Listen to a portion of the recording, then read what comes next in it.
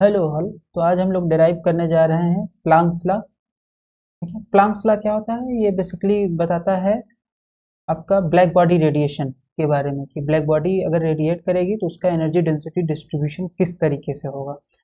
तो इस फार्मूला को डिराइव करने के लिए हमें दो कैलकुलेशन करना पड़ेगा। पार्ट ए में जहाँ पे हमें कैलकुलेट करना पड़ेगा नंबर ऑफ मोड्स, और पार्ट बी में हमें कैलकुलेट करना पड़ेगा एवरेज एनर्जी। उससे पहले हमें ये समझना पड़ेगा कि जो अगर कोई भी बॉडी अगर रेडिएट कर रही है या ब्लैक बॉडी अगर रेडिएट कर रही है तो ब्लैक बॉडी रेडिएशन में माइक्रोस्कोपिक लेवल पे क्या हो रहा है। तो सपोज हमारे पास ये एक ऑरेंज कलर से जो बॉडी दिख रही है टेम्परेचर टी पे है, तो ये क्या करेगी? रेडिएशन इमिट करेगी। तो ये वाइट से आपका रेडिएशन इमिट हो रहा है हर डायरेक्शन में। ठीक है, तो ये हमें माइक्रोस्कोपिक मतलब बड़े लेवल पे दिख रहा है कि ये रेडिएशन इमिट कर रहा है। लेकिन ये रेडिएशन क्यों इमिट कर रहा है, इसका क्या रीजन है? इसका माइक्रोस्कोपिक लेवल पर अगर हम देखें तो ये ब्लैक बॉडी के अंदर क्या है, बहुत सारे इलेक्ट्रॉन्स हैं। तो टेम्परेचर टी पे है तो इसका मतलब इलेक्ट्रॉन जो होंगे उनके पास काइनेटिक एनर्जी होगी, और काइनेटिक एनर्जी होने का मतलब क्या करेंगे, इलेक्ट्रॉन एट टेम्परेचर टी पे वाइब्रेट करेंगे। तो जैसे इलेक्ट्रॉन वाइब्रेट करना स्टार्ट करेंगे तो ये इलेक्ट्रॉन वाइब्रेट करेंगे और इनके वाइब्रेशन के कारण ही हमें बाहर क्या मिल रहा है, रेडिएशन मिल रहा है। ठीक है, तो इलेक्ट्रॉन अगर वाइब्रेट करें तो हम इसको ऐसे समझ सकते हैं कि इलेक्ट्रॉन के वाइब्रेशन से ब्लैक बॉडी, ये जो ऑरेंज कलर से दिख रहा है ये ब्लैक बॉडी का सरफेस है। तो ब्लैक बॉडी के अंदर क्या बन रहा है, स्टैंडिंग वेव्स फॉर्म हो रही हैं। स्टैंडिंग वेव्स जो फॉर्म हो रही है उसकी प्रॉपर्टीज क्या होगी कि जो उसका नोड्स होगा, नोड्स मतलब क्या होता है, तो ये जो आपको दिख रहा है कि जहाँ पे वाइब्रेशन एकदम मिनिमम है उसको बोलते हैं नोड्स। तो एक नोड्स ये, एक नोड्स ये, एक नोड्स ये, एक नोड्स ये, तो इसमें ये नोड्स बन रहा है यहाँ पे। एंटी नोड क्या होगा, जहाँ पे वाइब्रेशन मैक्सिमम होगा। तो मैक्सिमम वाइब्रेशन कहाँ पे हो रहा है, यहाँ पे हो रहा है, यहाँ पे हो रहा है। तो पीक टू पीक दूरी जहाँ पे सबसे ज्यादा होगी उसको एंटी नोड से बोलेंगे, जहाँ पीक टू पीक दूरी सबसे कम होगी उसको नोड से बोलेंगे। तो जो नोड्स बनेगा इस ब्लैक बॉडी में वो कहाँ पे बनेगा, ब्लैक बॉडी के सरफेस पे। और एंटी नोड कहाँ बनेगा, विद इन द सरफेस। ठीक है, with in the surface anti node बनेगा। तो यही स्टैंडिंग वेव्स किसमें कन्वर्ट हो जाएगी, बाहर जाकर के। यही स्टैंडिंग वेव कन्वर्ट हो जाएगी बाहर जाके ट्रांसवर्सल वेव में, और वो ट्रांसवर्सल वेव क्या होगी, वो होगी आपका रेडिएशन। ठीक है, तो इसका मतलब अगर हमें इसमें total number of standing waves मिल जाए, total number of standing waves मिल जाए और एक स्टैंडिंग वेव की एनर्जी मिल जाए, तो हमें क्या पता चल जाएगा कि इस ब्लैक बॉडी में कितनी एनर्जी है। और यही एनर्जी एनर्जी कंजर्वेशन से किस में कन्वर्ट हो जा रही है, रेडिएशन में। तो इसका मतलब अगर हमें रेडिएशन की एनर्जी निकालना है कि ये जो व्हाइट कलर से रेडिएशन जा रहा है इसकी एनर्जी कितनी है, तो ये एनर्जी कहाँ से आ रही है, जितनी एनर्जी इसमें कंटेंट है ये ब्लैक बॉडी में। तो ये एनर्जी कैसे पता चलेगी कंटेंट है, कितनी नंबर ऑफ स्टैंडिंग वेव्स बन रही हैं इसके अंदर ड्यू टू इलेक्ट्रॉन वाइब्रेशन, और multiplied by average energy of a single standing wave. तो radiation energy calculate is equal to number of standing waves multiplied by average energy of a single standing wave. ठीक है, तो इसका जब हम calculation करते हैं, नंबर ऑफ स्टैंडिंग वेव्स का जब कैलकुलेशन करते हैं तो वो आता है नंबर ऑफ मोड्स में, और एवरेज एनर्जी का जो कैलकुलेशन करते हैं वो आता है एवरेज एनर्जी पार्ट बी में। तो यहाँ पे दो पार्ट हैं डेरिवेशन के, प्लांक्स लॉ के। पहला है नंबर ऑफ मोड्स कैलकुलेट करना, दूसरा है एवरेज एनर्जी कैलकुलेट करना। तो अगर हम मान लें कि हमारे पास जो ब्लैक बॉडी है, तो ब्लैक बॉडी अगर है तो उसके अंदर जो स्टैंडिंग वेव्स अभी हमने देखा, स्टैंडिंग वेव्स जो बनेगी तो उसका जो नोड होगा यानी सबसे मिनिमम वाइब्रेशन, दो पीक टू पीक की दूरी जो है वो सबसे मिनिमम होगी। तो यहाँ पे जीरो होगा और यहाँ पे हमेशा जीरो होगा। बाकी मैक्सिमम जो आएगा इसको बोलते हैं एंटी नोड। ये एंटी नोड हो जाएगा, यहाँ पे भी है, यहाँ पे भी है, और यहाँ पे भी एंटी नोड है। ठीक है, तो x is equal to zero, Y is equal to zero, Z is equal to zero. हमने क्या मान लिया है कि हमारे पास लेट से ब्लैक बॉडी एक क्यूबिक है। क्यूबिक अगर है तो उसका जो x is equal to zero, Y is equal to zero, Z is equal to zero, और x is equal to L, Y is equal to L, Z is equal to L पे amplitude जो होगा standing wave का वो क्या हो जाएगा, zero. तो यहाँ पे एम्पलीट्यूड जीरो है और यहाँ पे एम्पलीट्यूड जीरो है। ठीक है, since A radiating black body has nodes on its surface and antinodes within the surface, this forms the standing wave। ठीक है, स्टैंडिंग वेव बनेगा। Consider the enclosure is cubic of side capital L. ठीक है, हमने मान लिया कि जो हमारे पास ब्लैक बॉडी है वो किस साइड, वो क्या है, वो लेट से क्यूबिक है जिसका लेंथ कितना है, एल है, कैपिटल एल। तो जो हमारे पास वेव इक्वेशन होता है, ऐसा डिफरेंशियल इक्वेशन जो वेव इक्वेशन को बताता है थ्री डायमेंशन में, अगर वेव प्रोपोगेट कर रही है तो उसका वेव इक्वेशन कैसे होगा, del two psi, del two psi upon del X square plus del 2 psi upon del y square plus del 2 psi upon del z square is equal to 1 upon ch square del 2 psi upon del t square।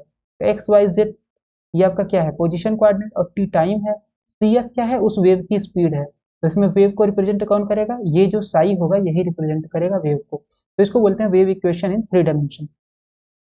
To fix the boundary condition, let's assume that the amplitude of waves psi will be 0। तो ये amplitude कहाँ कहाँ पे zero होगा, black body के surface पे। क्यों, क्योंकि ये आपका वेव रिप्रेजेंट कर रहा है, स्टैंडिंग वेव्स साई। तो साई जीरो कहाँ पे होगा, x equal to zero, Y equal to zero, Z equal to zero, और x is equal to L, Y equal to L, Z equal to L पे। ठीक है, इसका जो सोल्यूशन आता है डायरेक्ट, इसका जो सोल्यूशन आता है ये होता है इस तरीके से, psi X Y Z T is equal to C E to the power minus I omega T sine N X pi X upon L sine N Y pi upon L sine N Z pi Z upon L. ये आता है quantum mechanics से, particle in a box. Particle in a box का जो आपका solution होता है वो इस तरीके से आता है। ठीक है, जहाँ पे आपके पास एल जो है वो तो लेंथ है क्यूब का, साइड है, राइट, साइड है क्यूब का, और जो आपके पास ये है N X N Y N Z, ये आपके पास इंटीजर्स है। ठीक है, तो ये हमारे पास इस इक्वेशन का सोल्यूशन ये आता है। तो अगर ये सोल्यूशन है तो ये इसको सेटिस्फाई करेगा, तो इक्वेशन 2 को इक्वेशन 1 में सब्स्टिट्यूट कर देंगे। तो जैसे ही सब्स्टिट्यूट करेंगे उससे पहले हमें क्या निकालना पड़ेगा, इसका डबल डेरिवेटिव करना पड़ेगा x के रिस्पेक्ट में। तो x के रिस्पेक्ट में करेंगे तो x कहीं नहीं है, x केवल है यहाँ पे। ठीक है, तो साइन इसका डिफ्रेंसिएशन करोगे तो आ जाएगा N X pi upon L into cos आ जाएगा। फिर दोबारा डिफ्रेंसिएशन करोगे तो माइनस कास का माइनस साइन हो जाएगा। तो जब कास का माइनस साइन हो जाएगा तो ये आ जाएगा minus N X pi upon L का होल स्क्वायर, और ये पूरा साई आ जाएगा। ठीक है, तो इसका मतलब del two psi upon del X square अगर हम करेंगे तो ये आ जाएगा minus N X pi upon L का whole square multiplied by psi. इसको यहाँ पे सब्स्टिट्यूट कर देंगे। इसी तरीके से y के लिए यहाँ पे N Y pi upon L हो जाएगा, इसको सब्स्टिट्यूट कर देंगे, और यहाँ पे z। ठीक है, फिर का टाइम के रिस्पेक्ट में निकालेंगे तो टाइम कहीं नहीं है, तो del two psi upon del t square करेंगे तो यहाँ पे है, तो e to the power minus I omega t क्या हो जाएगा, e to the power minus I omega t का डिफ्रेंसिएशन, तो minus I omega multiplied by E to the power minus I omega t. फिर दोबारा करोगे तो एक स्क्वायर बढ़ जाएगा, तो minus I omega whole square e to the power minus I omega T. तो इसका मतलब यहाँ पे जब करोगे तो ये जस्ट पूरा फंक्शन आएगा multiplied by E to the power minus I omega multiplied by minus I omega का होल स्क्वायर। ठीक है, तो हमने यहाँ पे ही सब्स्टिट्यूट कर दिया, साई यहाँ पे रहेगा, साई साई साई, तो Sai Sai cancel, wave function. ठीक है, तो सभी वेव फंक्शन के लिए ट्रू होगा, तो इसका मतलब जस्ट ये कांस्टेंट यहाँ पे आ जाएगा इक्वेशन 2 को इक्वेशन में सब्स्टिट्यूट करने पे। अब यहाँ से हमें क्या निकालना है, माइनस पाई अपान एल का होल स्क्वायर निकाल लिया, तो n x square plus N Y square plus N Z square is equal to, ये आ जाएगा minus omega square upon C S square. I square होगा, आई बराबर अंडर रूट माइनस वन। ठीक है, यहाँ से आ गया minus omega square upon C S square, या इसको हम थोड़ा सा और सॉल्व कर लेंगे तो ये वाला टर्म उधर चला जाएगा, ये आ जाएगा आपके पास omega square l square upon pi square c S square.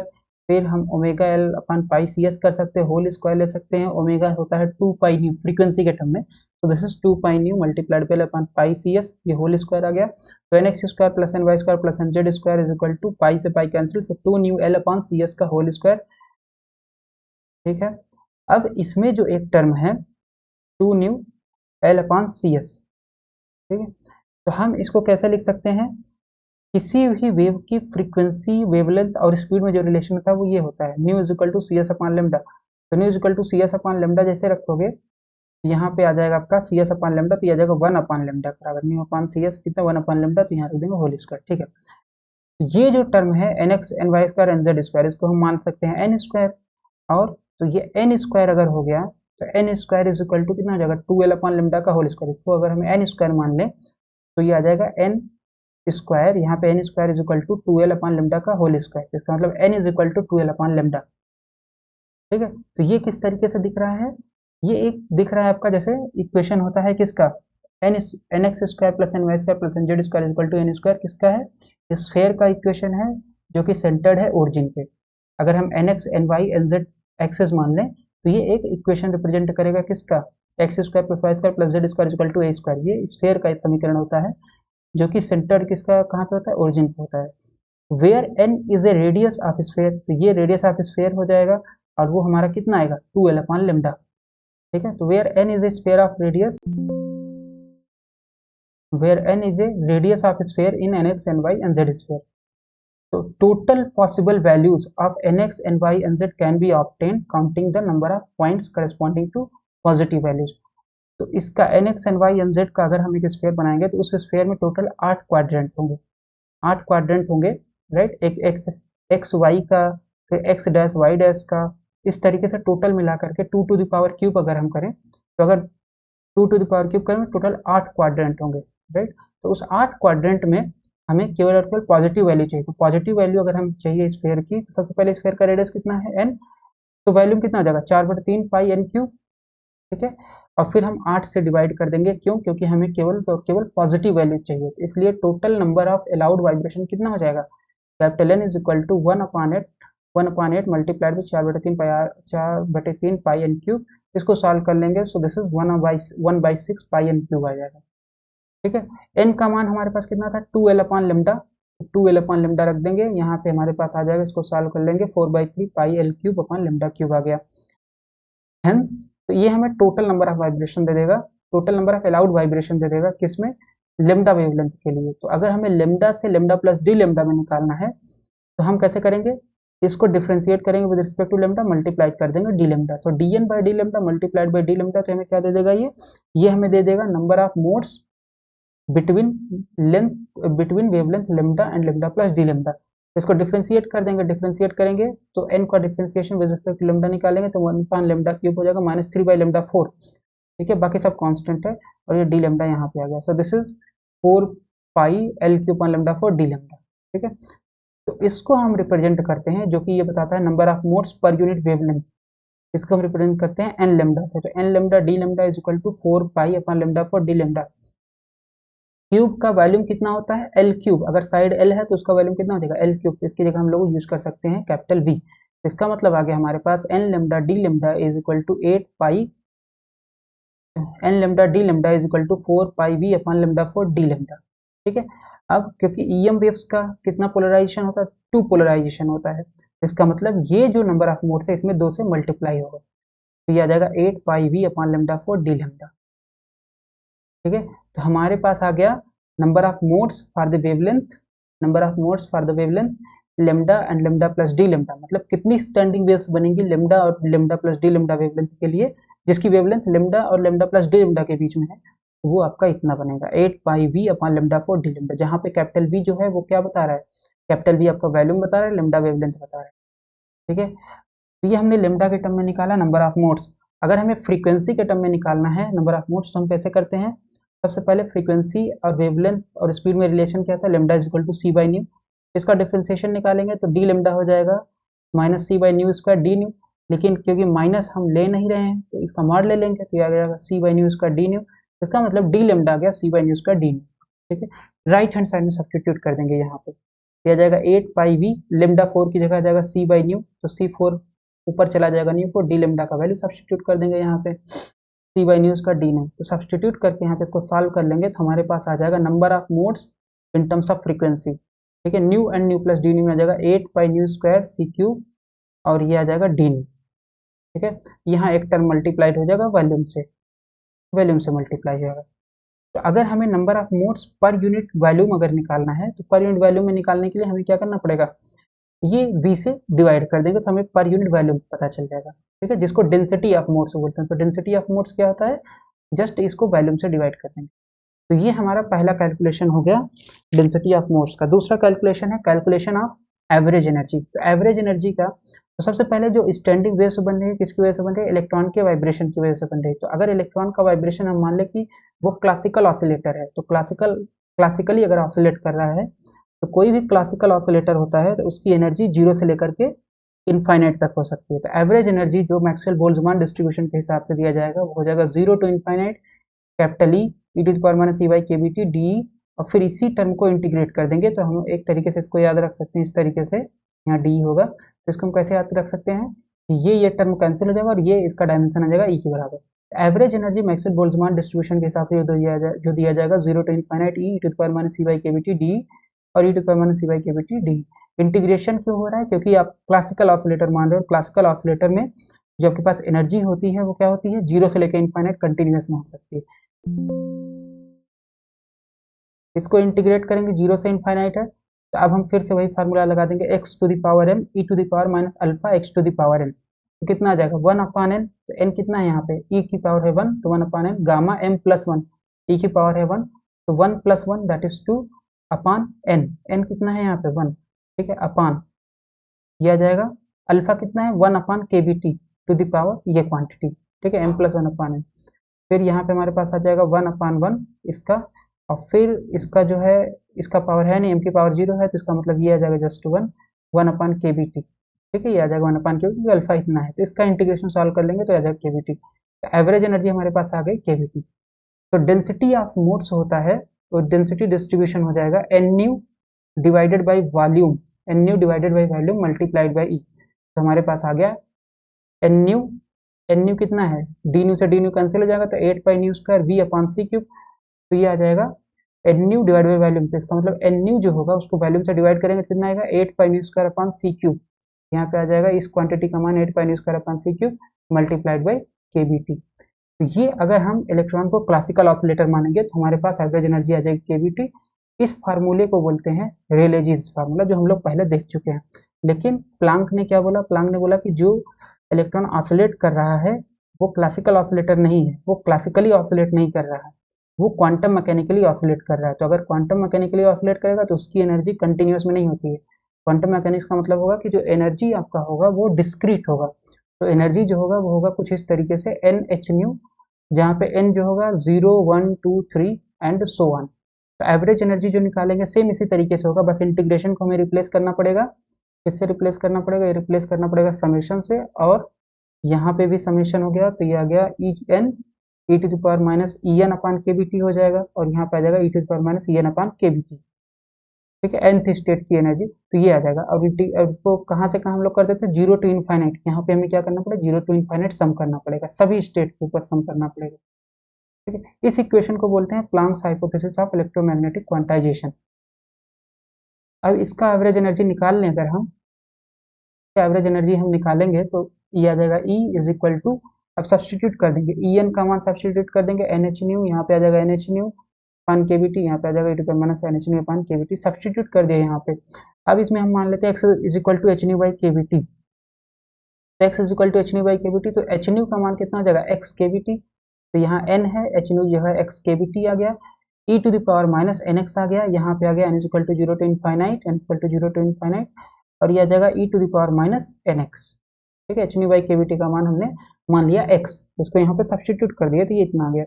फिर x अपान एक्स के बी टी, इसके यहाँ पे तो n है नहीं तो इसको हम बाहर ले सकते हैं समीशन से, तो समीशन के अंदर क्या हो जाएगा n e to the power minus N X divided by n is equal to 0 to infinite power minus N X, X के बी टी। अब इस समीशन को अगर हम एक्सपेंड करें, यहाँ पे इस समीशन को एक्सपेंड करते हो जाएगा n इज इक्वल टू 0, तो 0 रखोगे तो ये 0 इंटू ये 0 हो गया तो 0, फिर 1 रखोगे तो 1 e to the power minus x, फिर plus 2 e to the power minus 2x plus and so on. नीचे भी करोगे तो सबसे पहले n इज इक्वल टू 0, तो e टू द पावर 0 का मान 1, फिर plus e to the power minus X plus e to the power minus 2x plus and so on, ठीक है। तो इसको हम लिख सकते हैं, ये पूरे टर्म को जो ब्रैकेट में यहाँ दिख रहा है और ये ब्रैकेट में, इसको हम लिख सकते हैं minus D D X of log इस टर्म का पूरे का, minus D D X of log 1 plus E to the power minus X plus E to the power minus 2x plus and so on. अगर हम इसको differentiate करें तो हम रिवर्स इंजीनियरिंग करें तो इसको डिफ्रेंशिएट करेंगे तो लॉग एक्स का डिफ्रेंशिएशन हो जाएगा 1 अपान एक्स, तो 1 अपान एक्स ये है पूरा, ठीक है। लेकिन ये x तो नहीं है, log x होता तो 1 अपान एक्स हो जाता है, लेकिन ये x नहीं है तो इसका हमें दोबारा करना पड़ेगा इनटू में, न्यूमरेटर में मल्टीप्लाई करके डिफरेंशिएशन, तो 1 का डिफरेंशिएशन हो गया 0, फिर plus e to the power minus X का हो जाएगा यहाँ 0 plus minus 1 into E to the power minus X, यहाँ जाएगा minus 2 into E to the power minus 2x plus and so on. अब माइनस बाहर हम ले लेंगे तो माइनस माइनस प्लस हो जाएगा, तो यही आ जाएगा रिजल्ट, ठीक है। अब ये जो टर्म है ये आपका है जीपी सीरीज, जीपी सीरीज है क्यों, क्योंकि अगर इसमें हम इसको इससे डिवाइड करेंगे t2 बाई टी करेंगे तो आ जाएगा e to the power minus X, यहाँ e to the power minus 3x, उससे डिवाइड करेंगे e to the power minus 2x को तो e to the power minus X आएगा। इसका मतलब ये इनफाइनाइट जीपी सीरीज है। तो इनफाइनाइट जीपी सीरीज का जो सम होता है वो होता है 1 अपान 1 माइनस आर, अगर पहला टर्म 1 है तो ये जाएगा 1 अपान 1 माइनस आर। तो यहाँ पे अगर हम सब्सटीट्यूट कर दें ये फार्मूला तो r कितना है t2 by T, so this is e to the power minus X, क्या जाएगा माइनस एक्स के B T, so this is minus X के बी टी। माइनस एक्स के B T D D x log, और इसका आ जाएगा पूरा सम आ जाएगा 1/1 minus e to the power minus X. ठीक है, तो ये आ गया माइनस एक्स के बी टी। अब ये जो टर्म है इसको हम log a is equal to minus log 1/a, तो अगर हम इसको ऊपर ले जाएंगे तो log a is equal to minus log 1/a होता है, तो ये ऊपर जाएगा तो इसका मतलब यहाँ पे हमारे पास एक माइनस साइन आ जाएगा, क्या जाएगा डी डी एक्स लॉग, ये ऊपर चला जाएगा 1 minus e to the power minus X, और इसकी वजह से एक माइनस साइन आएगा, यहाँ माइनस पहले से था तो माइनस माइनस प्लस हो जाएगा, तो एक्स के B T D D x log 1 minus e to the power minus x आ गया। फिर ये एक्स के बी टी आ गया, इसका डिफ्रेंसिएशन कर देंगे तो 1/1 minus e to the power minus X हो जाएगा। अब इसका फिर से करेंगे तो 0 minus e to the power minus X का e to the power minus X multiplied by -1 हो जाएगा। ये आ जाएगा एवरेज एनर्जी एक्स के बी टी, और यहाँ minus minus plus, so e to the power minus X upon 1 minus e to the power minus X is equal to X के B T था। ठीक है, तो यहाँ पे है आपके पास एक्स के बी टी, एक्स के बी टी है ना, ये के बी एक्स के B T E to the power X से ऊपर नीचे मल्टीप्लाई कर देंगे तो यहाँ पे आ जाएगा 1, और यहाँ आ जाएगा e to the power X minus 1। अब एक्स के बी टी हमने कितना माना था, एक्स के बी टी हमारे पास एक्स बराबर एच न्यू बाई के बी टी, तो इसका मतलब एक्स के बी टी हो जाएगा एच न्यू, ये टर्म पूरा आ जाएगा H nu, E to the power X, X का मान एच न्यू बाई के बी टी, तो एच न्यू बाई के बी टी माइनस 1। ठीक है, तो ये हमारा एवरेज एनर्जी आ गया किसके हिसाब से, प्लांक के हिसाब से। तो डेंसिटी डिस्ट्रीब्यूशन जो होता है वो होता है N nu upon V, N nu upon V multiplied by average energy, तो एन न्यू अपॉन वी यहाँ से सब्सटीट्यूट कर देंगे तो यह जाएगा 8 pi nu square upon C cube multiplied by average energy H nu divided by E to the power H nu by के B T minus 1। तो ये हमारे यहाँ पास आ गया डेंसिटी डिस्ट्रीब्यूशन फंक्शन, और यही हमारा क्या होता है, यही हमारा प्लांक्स फार्मूला होता है।